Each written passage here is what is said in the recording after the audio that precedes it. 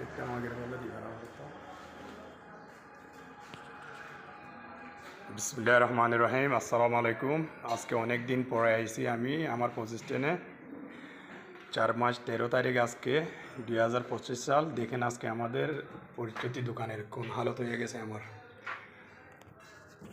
আমার পার্টনাররা আসি আদাররা যাদেরকে আমি রাখছিলাম আমার সাথে, আমি হেল্প পাবো বলেই আশা করি ওরা আজকে আমার এই নবতটা নিয়ে আসছে। দেখেন আজকে আমাকে দোকানটা করার সময় আমাকে অনেক কষ্ট দিচ্ছে, আর এখন দেখি তারপরে তারা আর কতটুকু কষ্ট দিতে পারে আমাকে। আমার সিলেট রেস্টুরেন্টটা আজকে 5 বছর হয়ে গেছে। আমি 48 বছরের জন্য নিছি লিজ।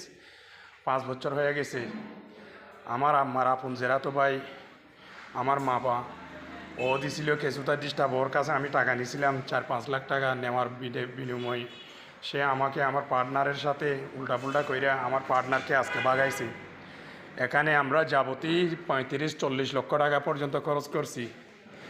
করার পরে আজকে আমাদেরকে এই দোকানটা স্বাধীনভাবে করতে দিতে চাচ্ছে না। এটা আমি করতে চাইছে আমাদেরকে এখন। তাহলে আমি আপনাদের কাছে বিচারটা রাখবো। আমি অনেকজনকে বিচার দিছিলাম, কমিশনাররা যে সময় রানিংয়ে ছিল ওই সময় বিচার দিছিলাম, কিন্তু কোনো কমিশনাররা বিচার করে না কেন। আমার সাথে একজন মুরব্বী রাখছিলাম, আমি মুরব্বী একটা আনছিলাম আমার ব্যবসাটা উন্নতি করার জন্য। সেই মুরব্বীটার বুঝের কারণে আজকে আমার এইরকম উন্নতি হয়ে গেছে। দেখেন আমার উন্নতি কতটুকু করছি আজকে। দেখেন অঙ্গুরের গোবরের উন্নতি করছি আমি আজকে ওকে নিয়ে।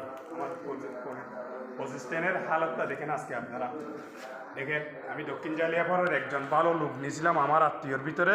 সে আমাকে যেমন সাপোর্ট করবো, সে সাপোর্ট দেখেন আজকে কতটুকু হয়ে গেছে আমার জন্য। দেখেন ওর সাপোর্ট আমি দেখেন কি পাইছি।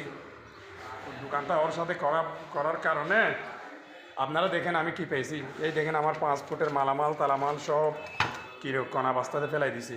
আমার বারবিকিউ চুলার অবস্থা দেখেন কোন হালত করে রাখছে। আজকে আমি আর আমার ওয়াইফ অনেক দিন পরে আইছি। আসার পরে আল করিম ডেকে আমরা নাস্তা নিচ্ছি, নাস্তা করতেছি। আর